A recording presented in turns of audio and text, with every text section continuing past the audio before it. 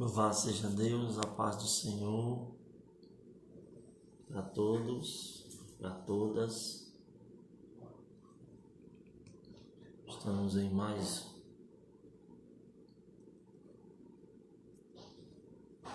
um trabalho, mais uma oportunidade.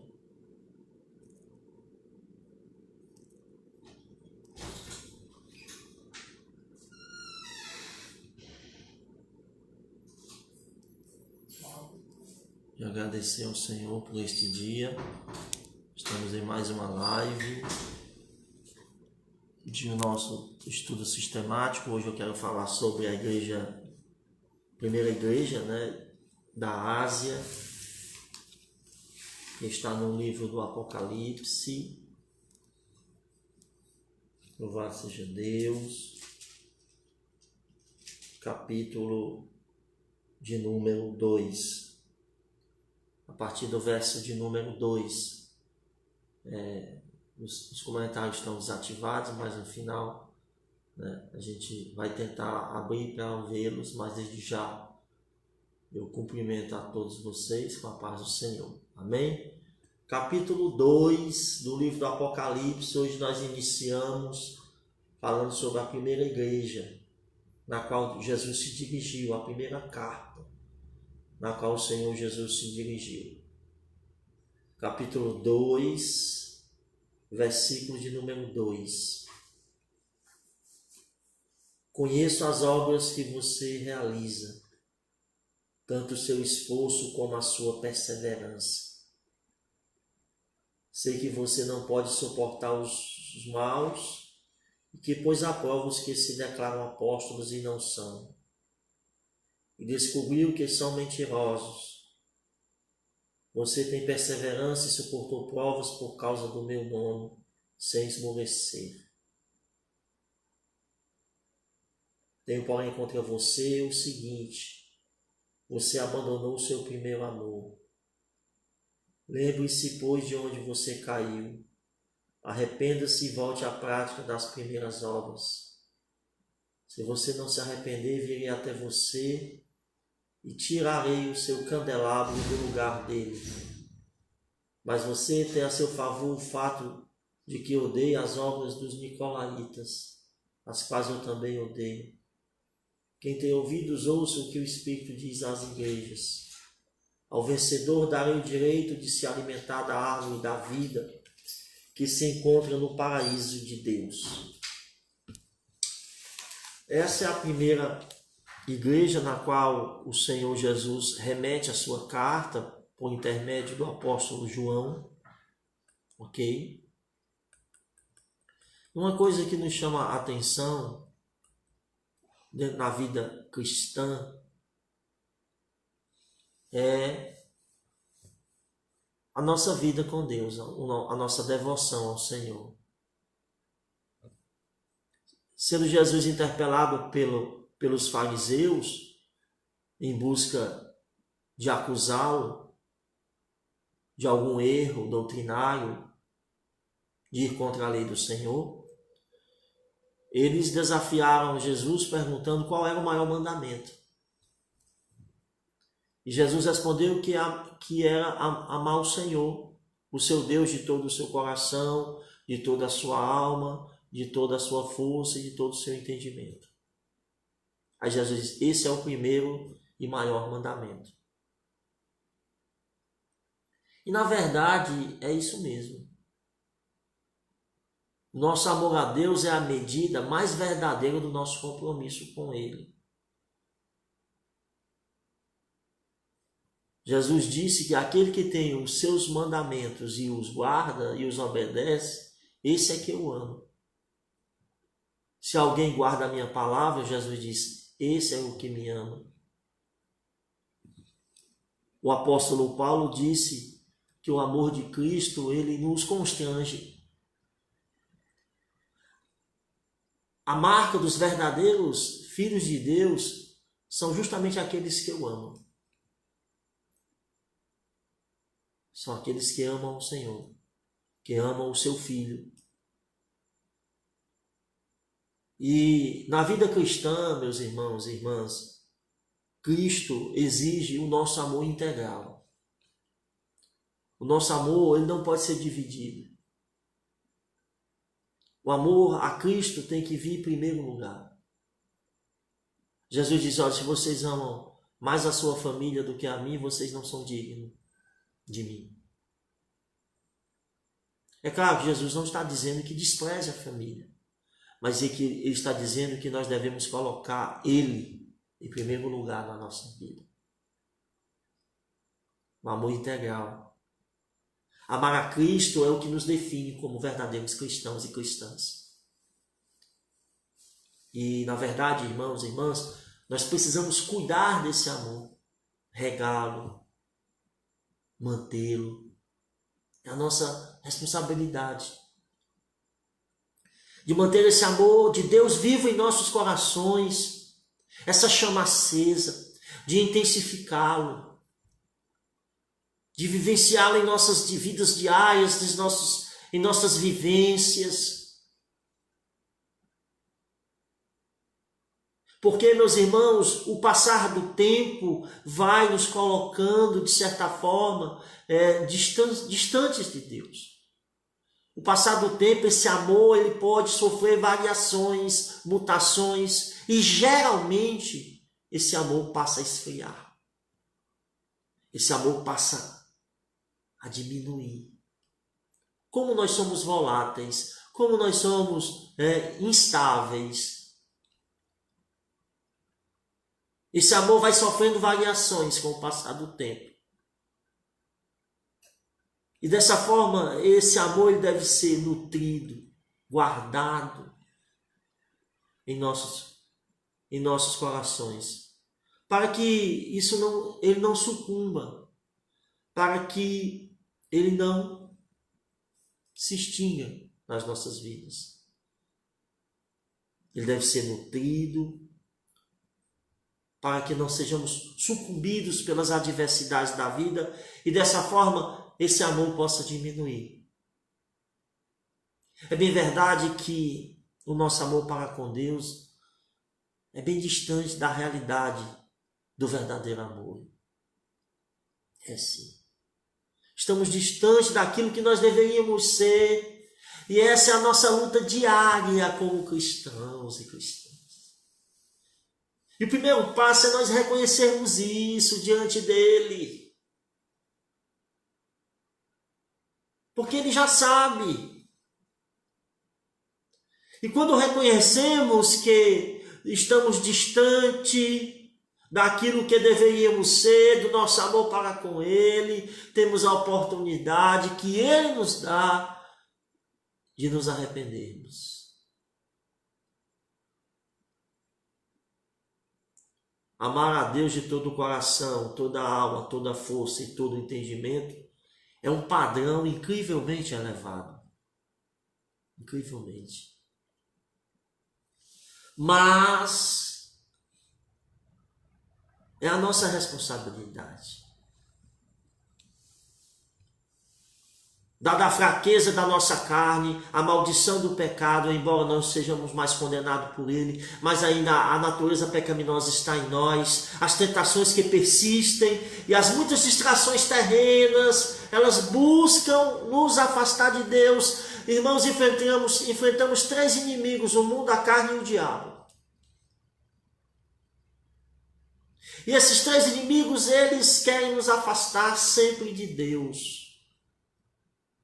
E enfrentar essas distrações, enfrentar essas tentações, enfrentar a nossa própria carne, a nossa natureza caída, é um grande desafio. São eles que nos querem nos tirar esse amor, sufocar esse amor, apagar esse amor, tentar roubar a nossa atenção, tentar roubar a nossa fidelidade que devotamos ao Senhor. Como o apóstolo Paulo diz em Romanos 7,18, tenho desejo de fazer o que é bom, mas não consigo realizá-lo. Temos que admitir que estamos muito longe de cumprir o mandamento de Deus, esse mandamento de Deus de maneira perfeita. mas não somos absolvidos por isso. De maneira alguma, não somos absolvidos pelo dever de buscar esse padrão, de perseguir esse padrão, de ir em busca desse padrão, de amar a Deus de toda a alma, de toda a mente, de toda a força, com todo entendimento. É o nosso dever, é a nossa busca constante. Nutrir um grande amor por Cristo deve ser o primordial objetivo de todo o coração convertido. E aí, meus amados irmãos e irmãs, devemos nos guardar das distrações, das tentações que nos afastam e dividem os nossos corações. Jesus não se agrada de um coração dividido, de cochearmos entre dois pensamentos. E esse coração dividido, esse coração dicotômico, esses pensamentos divididos, eles vão diminuir o nosso amor por Cristo. Perdemos a integridade, a integralidade desse amor. Devemos ter cuidado com isso.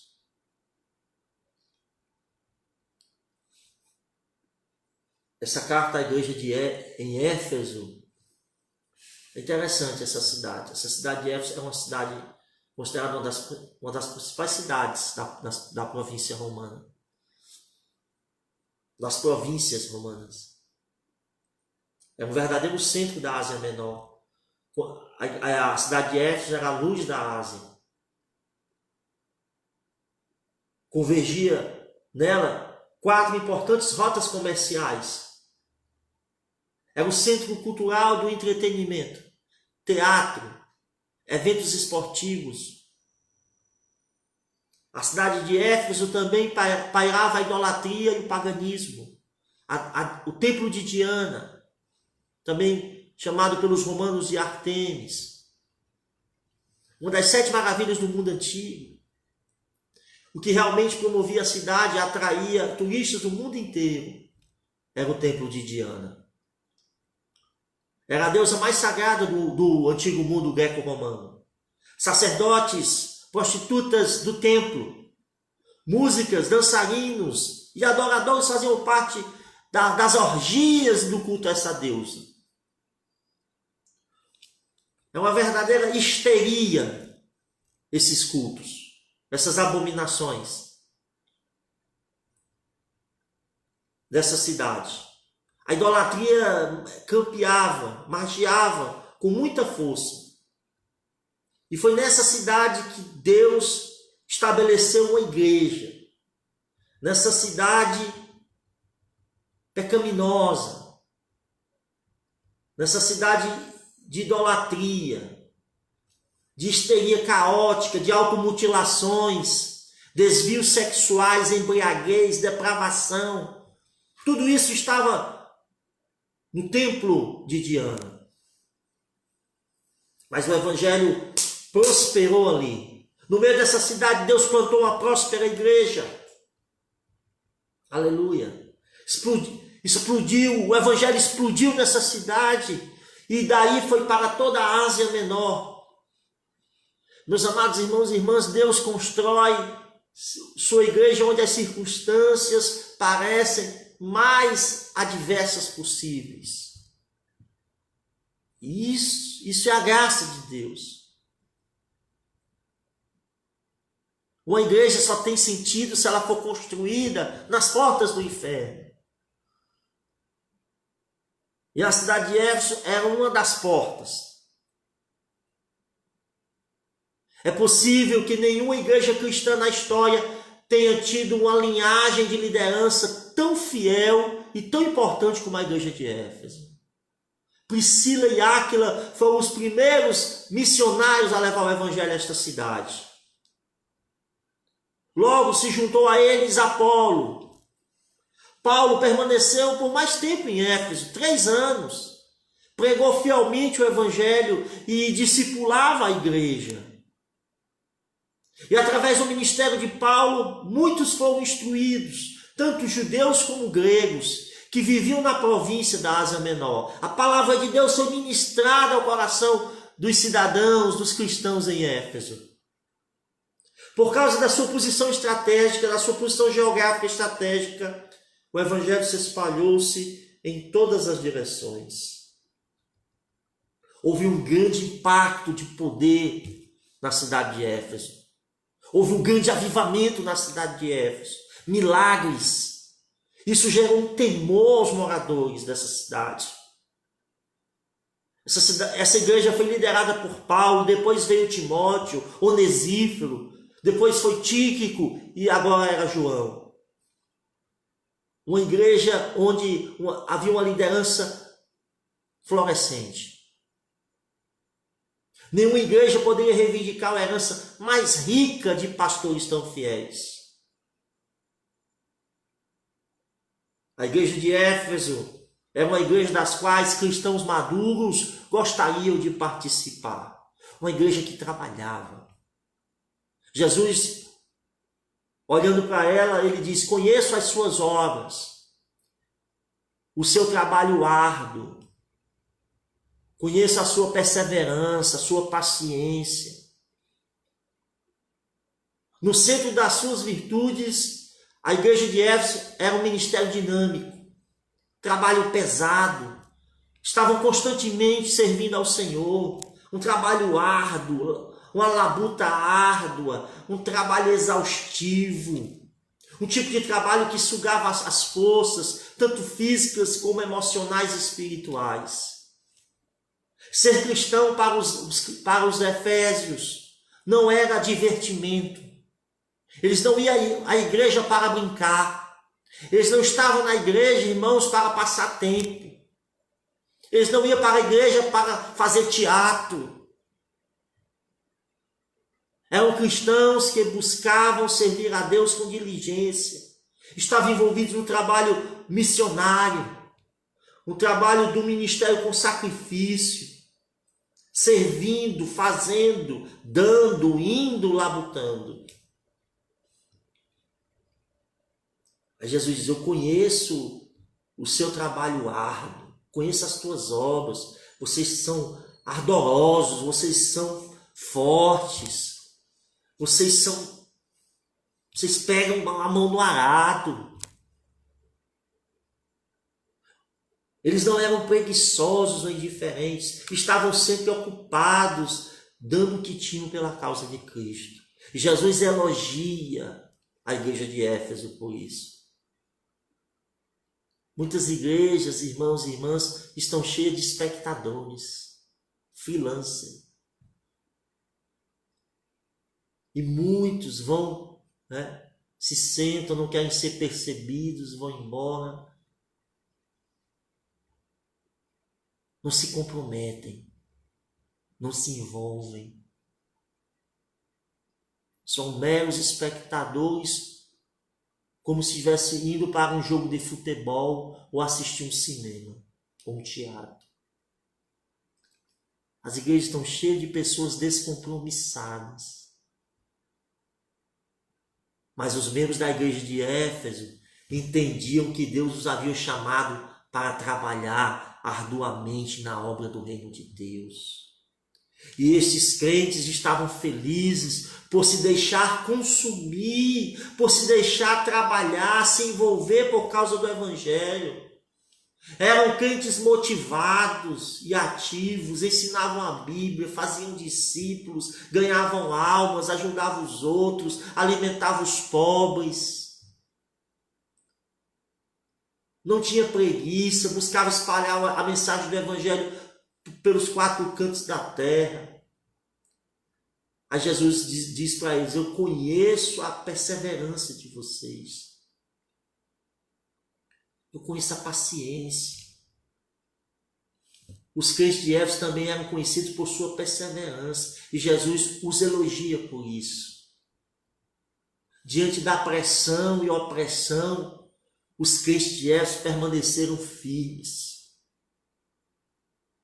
A palavra pressão no grego significa permanecer sob. Revela grande coragem, que prontamente aceita as dificuldades, que enfrenta os sofrimentos, as perdas, as perseguições. Jesus diz para ele: olha, eu conheço a perseverança de vocês, que vocês estão aguentando a pressão, que vocês estão sob pressão, permanentemente vocês estão sob pressão. Vocês não se entregam, vocês persistem, vocês estão empenhados diante das dificuldades, diante das perseguições, diante das oposições. Jesus também continua elogiando a igreja de Éfeso, dizendo que eles não toleravam os homens maus. Verso 2. Vocês não suportam os homens maus, vocês não toleram os homens maus, vocês não toleram os falsos mestres, vocês não toleram os falsos ensinos. Os crentes de Éfeso eram sensíveis ao pecado, eram sensíveis à presença do mal, odiavam o mal como o próprio Deus odeia, reconheciam o dano que o pecado causa à comunhão e o testemunho da igreja do Senhor, entendiam que um pouco de fermento leveda toda a massa.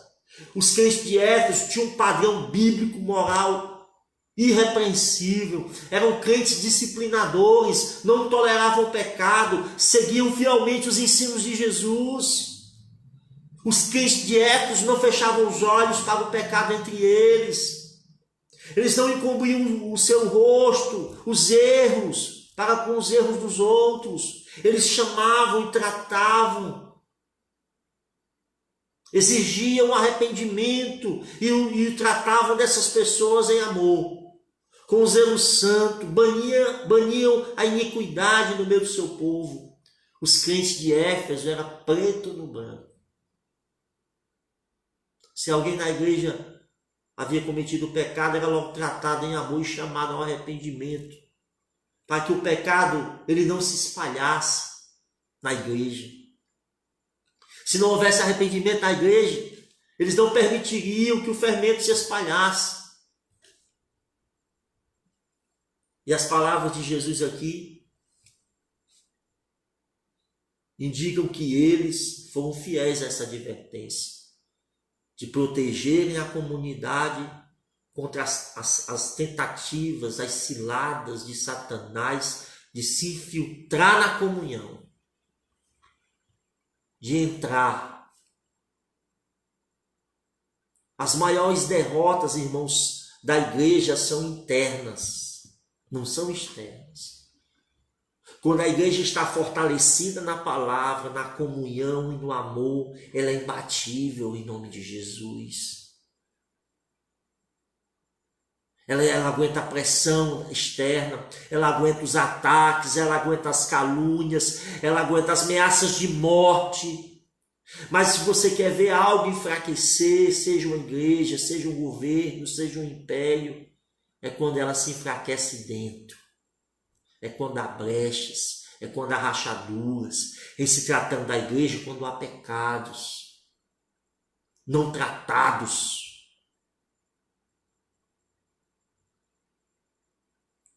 pecados não tratados dentro da igreja, ficam lá escondidos, intocados, encobertos. E isso se prolifera como fermento que leveda toda a massa. Aí Jesus continua elogiando a igreja de Éfeso, dizendo que eles puseram à prova os que diziam ser apóstolos, mas não eram mentirosos, eram impostores. Verso 2, capítulo 2. E Jesus os parabeniza por isso. Uma igreja que demonstrava discernimento nas Escrituras. Uma igreja doutrinariamente estável. Uma igreja da Bíblia. Quando os pregadores itinerantes vinham a Éfeso, a sua doutrina era colocada à prova antes que subissem no púlpito. Não era todo mundo que subia no púlpito da igreja de Éfeso. Não era um grito. não era arrumação, não era enchimento de linguiça, irmãos, a pregação. Eles não teriam oportunidade sem antes ver o que é que eles iam pregar, o que é que eles iam, onde é que eles vinham. O corredor, irmãos, era estreito da igreja de Éfeso. Eram crentes que tinham conhecimento sólido das Escrituras. Eram teologicamente irrepreensíveis esses crentes. Eles não toleravam erros doutrinários. Tolerância zero. Sentiam o mau cheiro de heresias a quilômetros. Eram verdadeiros caça-heréticos. Falsos mestres, falsos ensinos não tinham lugar nessa igreja. Falsos piedosos, falsos crentes. Todos aqueles que afirmassem falar em nome do Senhor tinha que ser posto à prova. Não bastava vir com o paletó bonito, com a falinha bonita, com a Bíblia bonita, cheio de arrumação. Tinha que ter conteúdo teológico, bíblico, para pregar na igreja de Éfeso. É forte, meu povo. O negócio aqui é estreito. É estreito. É uma igreja rígida. É uma igreja doutrinariamente irrepreensível. Os crentes tinham conhecimento de Bíblia, irmãos. Ninguém dava glória a Deus de graça, não. Eles queriam saber o que é que eles pregavam, o que é que eles estavam falando. Era uma igreja que tinha que passar pelo crivo.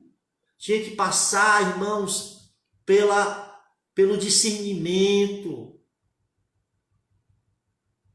Não era qualquer mensagem que era pregada na igreja de Éfeso, não. E está certo, irmãos. Está certo, hoje nós estamos vivendo dias difíceis. Com 40 anos de existência, a igreja de Éfeso dispunha de excelentes mestres. Fundada por Paulo, discipulada por Áquila, doutrinada por Apolo e instruídas pelo apóstolo João.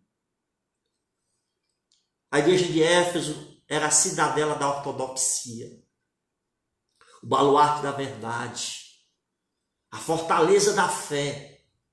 O vigor de um ministério encontra-se na pureza doutrinária.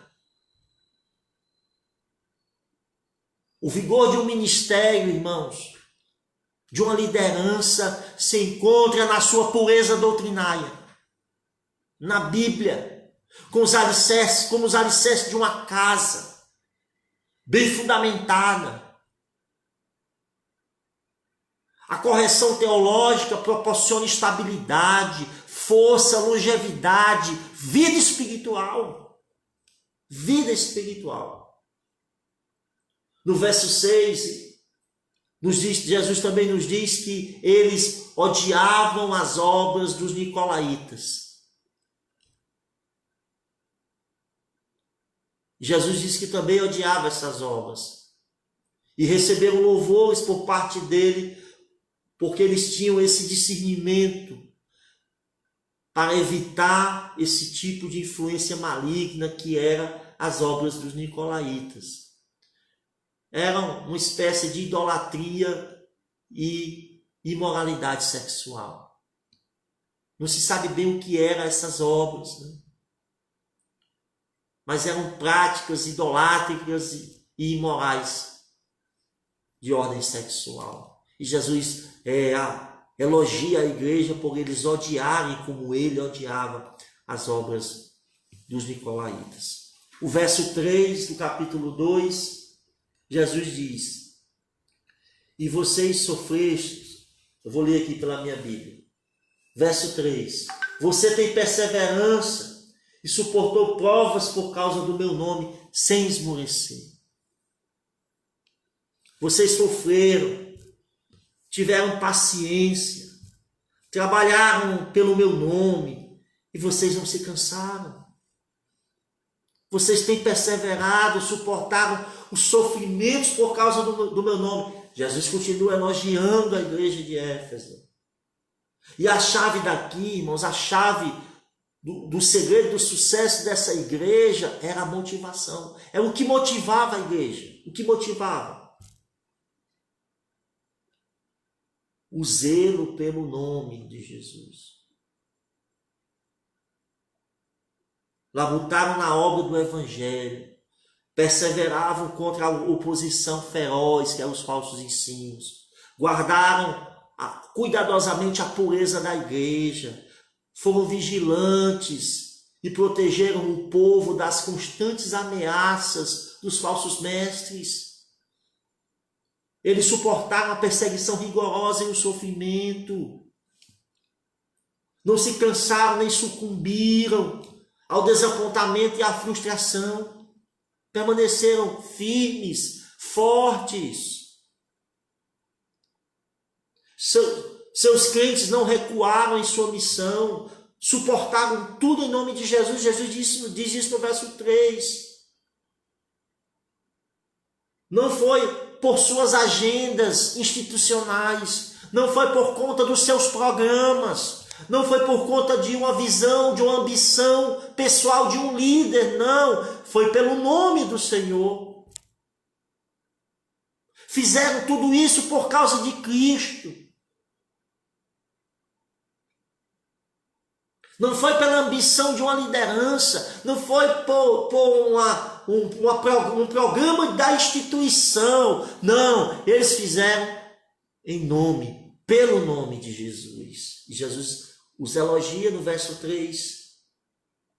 A glória de Cristo e o testemunho do Evangelho era a motivação e o foco dessa igreja. Era a força motriz por trás dessa, que impulsionava a vida da igreja. Existe motivação melhor do que essa para nós cristãos, irmãos? O nome de Cristo ser glorificado, o evangelho ser pregado, vidas serem libertas, vidas serem discipuladas. E o nome de Jesus ser glorificado, existe motivação, existe foco maior do que esse? Não, esse é o único foco da igreja. Fomos chamados para testemunhar ao mundo que Jesus Cristo é o Senhor.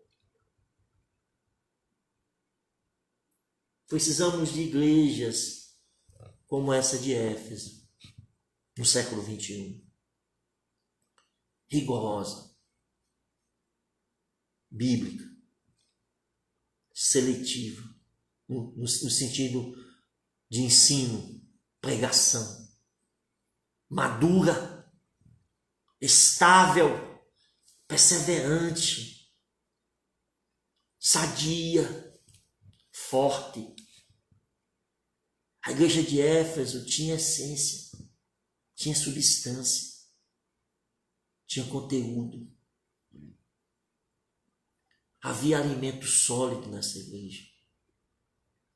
Quem entrasse nela encontraria uma doutrina sólida, uma doutrina forte, capim verde.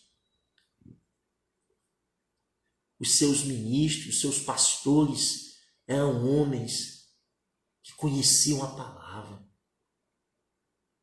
eram disciplinados na palavra, compromissados com a palavra, expositores da palavra. Eles não eram pastores que buscavam mensagem na internet. Eles se debruçavam no estudo, no conhecimento, se doavam, suavam.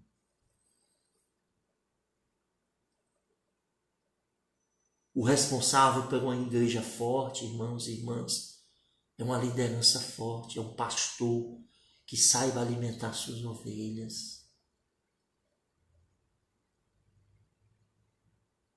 Uma igreja é forte não pelo número de membros que ela possui, mas pela doutrina que ela prega, pela palavra. A igreja de Éfeso era um local de fartura. Tinha comida, tinha essência, tinha vida.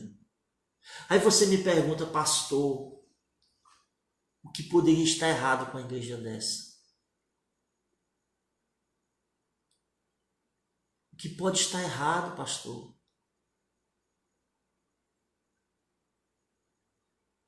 Havia algo de errado com a igreja de Éfeso. E Jesus aponta o erro, aponta o pecado dessa igreja. Ele coloca o dedo na ferida.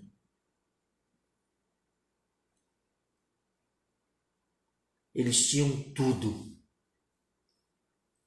mas faltavam-lhe o principal. E aí, meus irmãos, o verso 4, Jesus revela o que é que estava faltando na igreja de Éfeso. Não era conhecimento bíblico,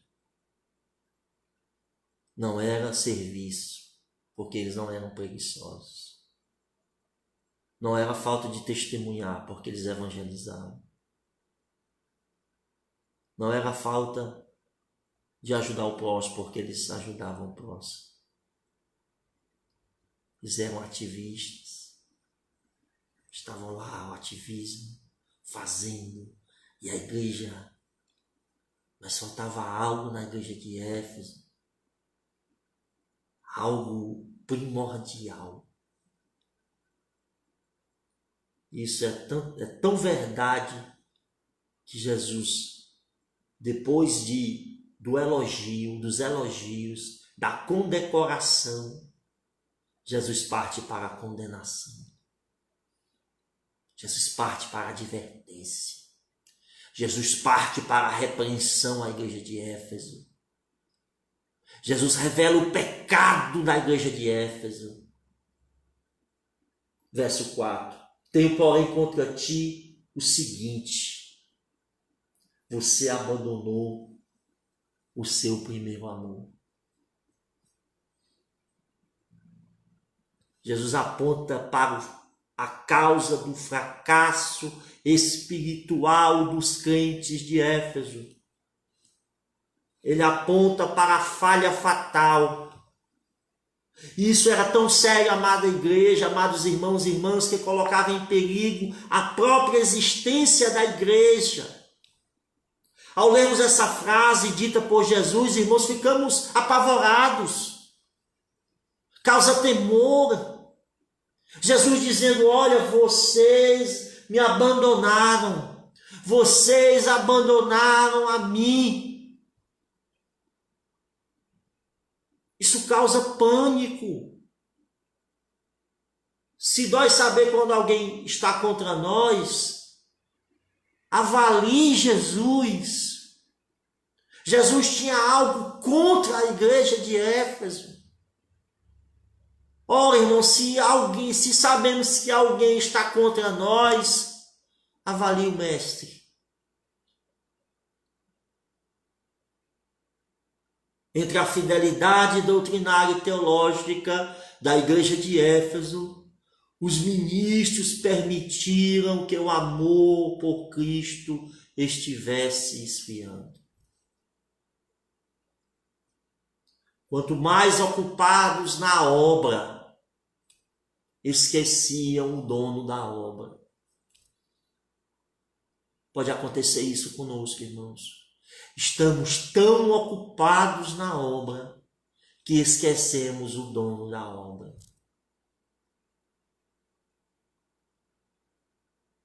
Afastaram-se da vida devocional com Cristo. Que vida devocional é essa, pastor? Uma vida de oração, uma vida de devoção, uma vida de quietude, uma vida de silêncio, uma vida de jejum, uma vida de reclusão por um tiquinho de tempo. Afastaram-se da vida devocional. O primeiro amor havia esfriado. E o primeiro amor, irmãos, vocês sabem o que é o primeiro amor? Comparado ao namoro. Primeiro amor. Vamos comparar aqui a um casal. Quando começa uma coisa assim fenomenal. Uma coisa que queima, né? Diz que o amor arde sem se ver. O primeiro amor é fervoroso, é passional, é apaixonado. É como amor, é como um casal romântico.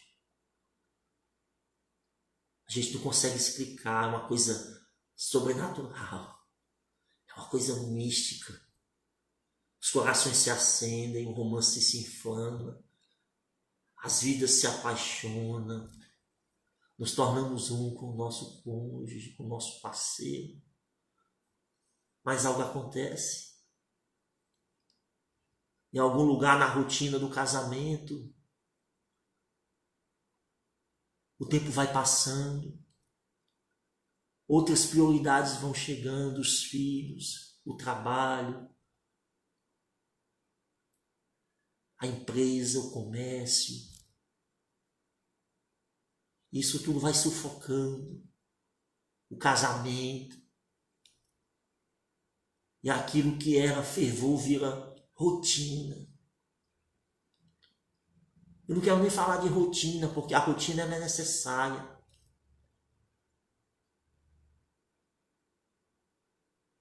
A lua de mel se acaba.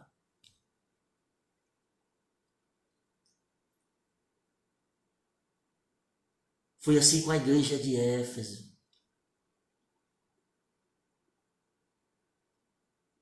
Irmãos, nós corremos o perigo, irmãos e irmãs, de nos acostumarmos com Jesus.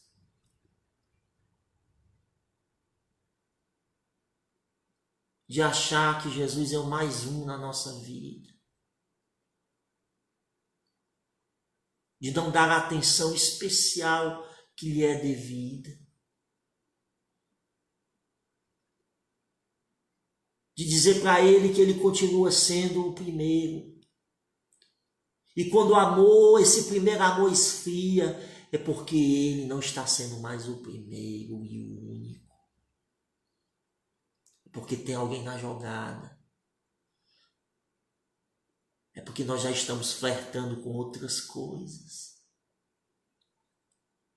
É porque nós já estamos de namorico, enamorados pelo mundo.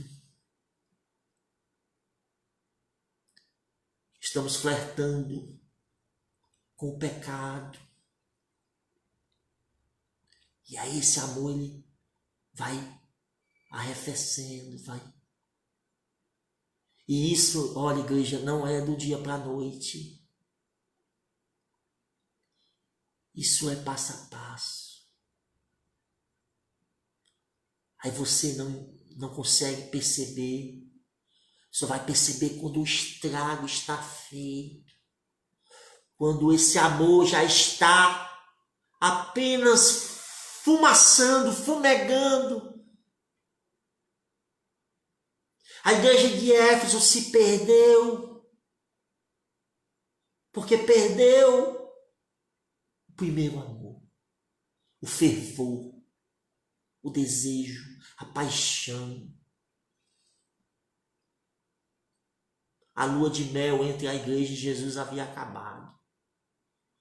Os corações dos crentes que haviam sido libertos do reino das trevas, aquele novo convertido, né, irmãos, que a gente tá cheio de Deus e quer ganhar o mundo para Jesus e quer dizer para todo mundo que Jesus é o Salvador, prega para as paredes. Cadê esse primeiro amor, irmãos? Tá lá encostado.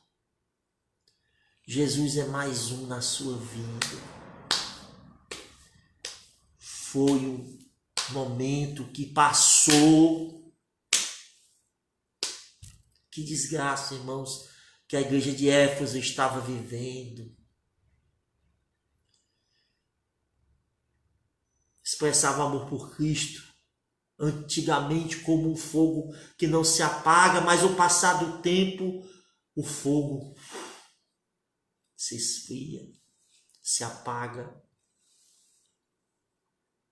Aos poucos se extingue. O amor de Cristo nessa igreja havia se apagado, a paixão esfriara. Mas eles iam ainda para a igreja. Eles faziam parte da igreja. Eles estavam na igreja. Eles serviam na igreja. A sua fé era verdadeira. Eles gostavam da doutrina. Mas os seus corações não iam além disso.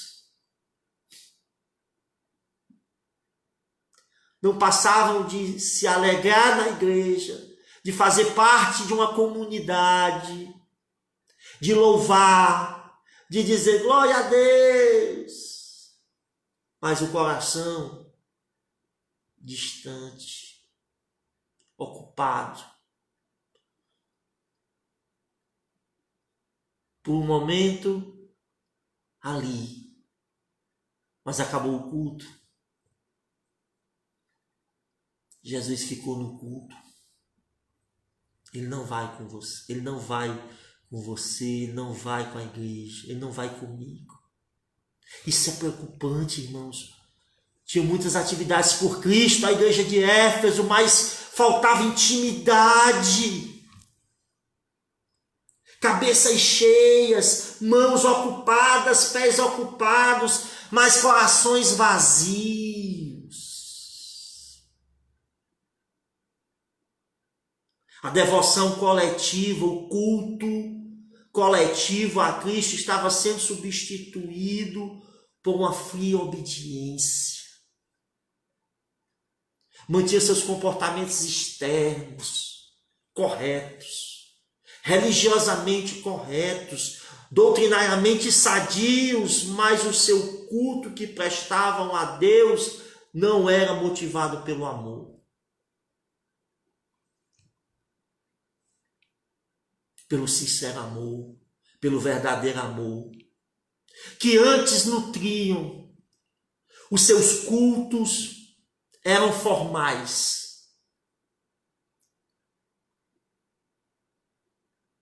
Os seus cultos não eram motivados pelo verdadeiro amor, porque Jesus disse que vocês,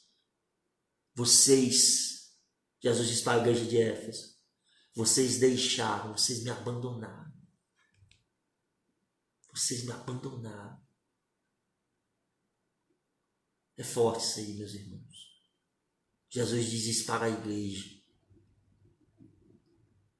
Estava caindo um comportamento rotineiro, uma piedade fria, mecânica.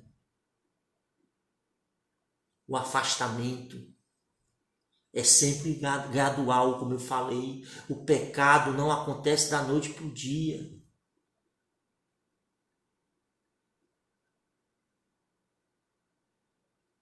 Em algum lugar da jornada terrena, deixamos algo para trás. No caso aqui da igreja de Éfeso, eles deixaram o amor devotado a Deus, a Cristo para trás.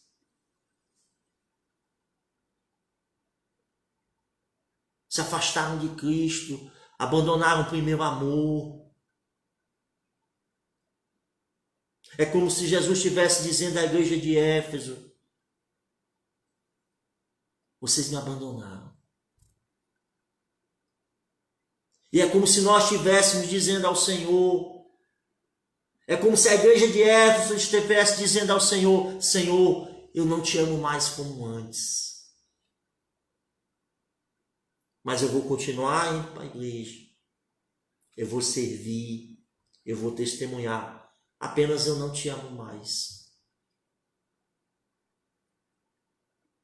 É nas nossas atitudes que a nossa falta de amor se revela. E nós não dizemos isso com palavras, irmãos, mas por atos de desprezo. Talvez muitos não dizem com palavras, e geralmente não são as palavras, são as nossas atitudes diárias. São os nossos atos de desprezo que revelam a falta de amor a Cristo, que revela que abandonamos o Senhor. E sabe quem percebe isso? Geralmente, o outro, o que foi abandonado. Como numa relação homem e mulher. Geralmente quem percebe é quem está sendo desprezado. No caso aqui, Jesus. Ele percebeu isso. Ele sabia disso. É sempre o outro que percebe que está sendo abandonado, ignorado, desprezado.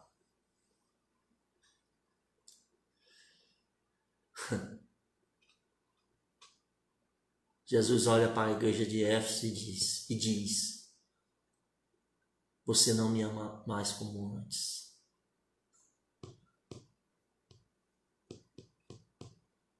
Vocês me abandonaram. Vocês não me amam como vocês me amavam.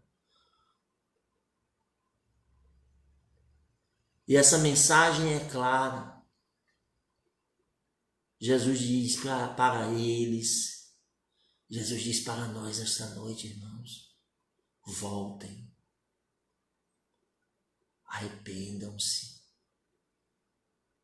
não me abandonem. Jesus não aceita isso. Nada está bem para ele. Essa situação, ele não está confortável nessa situação. Ele requer de nós um relacionamento sério. Ele não quer uma representação dominical na igreja.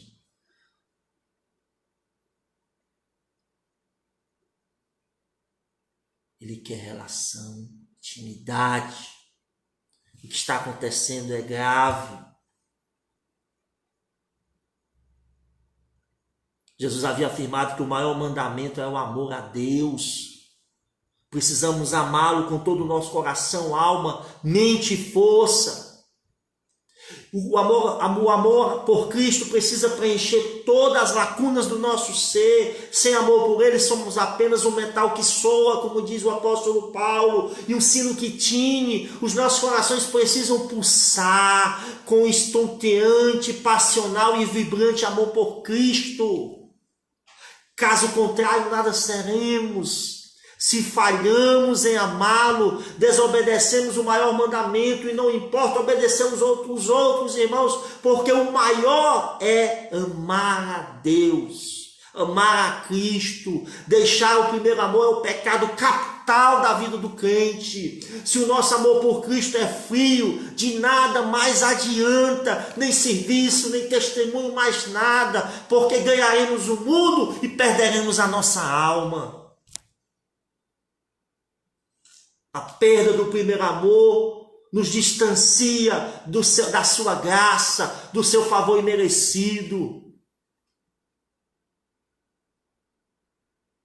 Quando estamos no meio da multidão, irmãos, é fácil, dá para confundir. É fácil entrar no ritmo da igreja, pertencer a um estudo bíblico, usar jargões evangélicos, sair com o grupo certo, mas falta o amor, irmãos.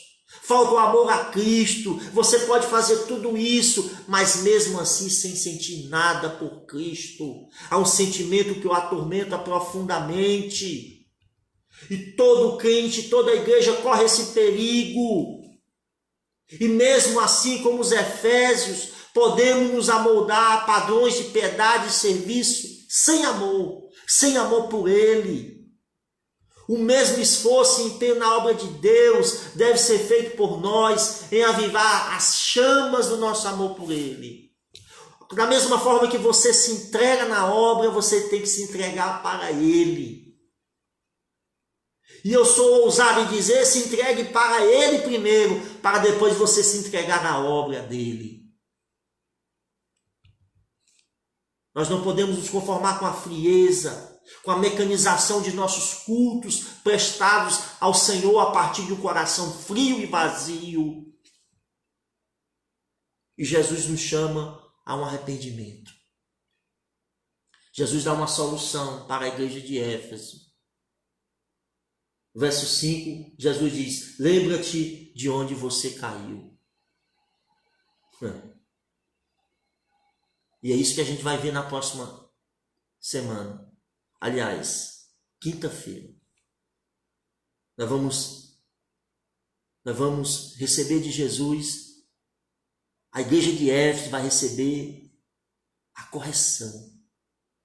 Jesus vai dar os passos para retomar esse primeiro amor, para voltar o fervor, para voltar a força, a chama. Jesus revela o segredo para que a chama possa renascer, o primeiro amor possa ser reavivado nas nossas vidas. A partir do verso 5.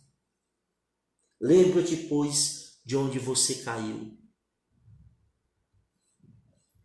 Jesus toma a iniciativa de oferecer a esta igreja uma oportunidade de voltar a amá-lo, de arrepender-se, de reconhecer seus erros, suas falhas. Meus irmãos e irmãs, Jesus sempre toma a iniciativa para que possamos voltar para Ele, para que possamos voltar para os seus braços. E Ele está de braços abertos nesta noite.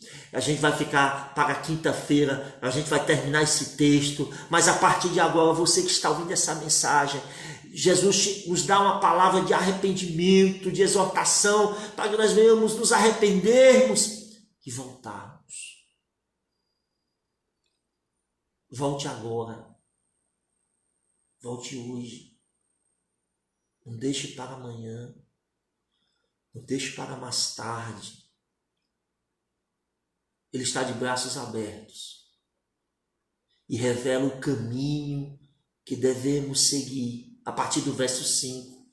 O caminho que devemos seguir para voltar para os seus braços, para voltar à intimidade com Ele, de reconquistar o seu amor, a sua presença, de reconquistar a intimidade com Cristo, voltar a ter prazer, voltar a ter a alegria verdadeira, alegria autêntica. E só tem aqueles que verdadeiramente amam ao Senhor com o primeiro amor, com um amor que não se apaga. Amém? Então a gente continua na próxima quinta, que vem agora.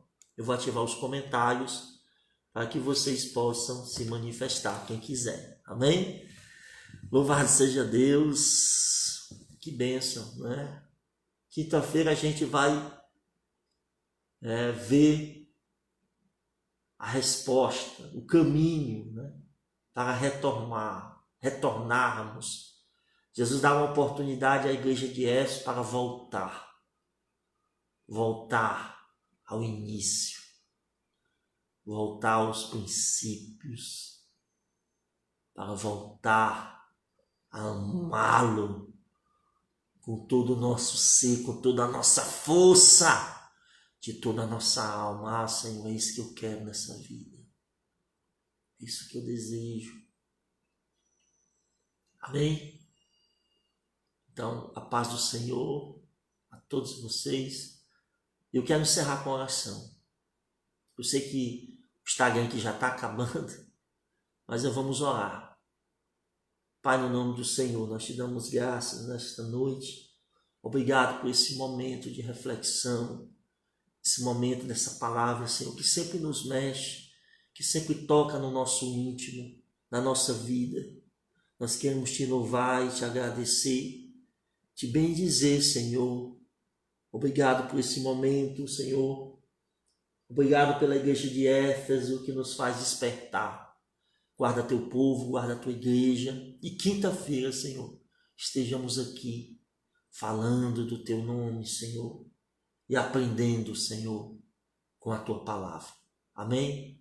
Deus abençoe a todos e a todas e até quinta, se Deus quiser. A paz do Senhor.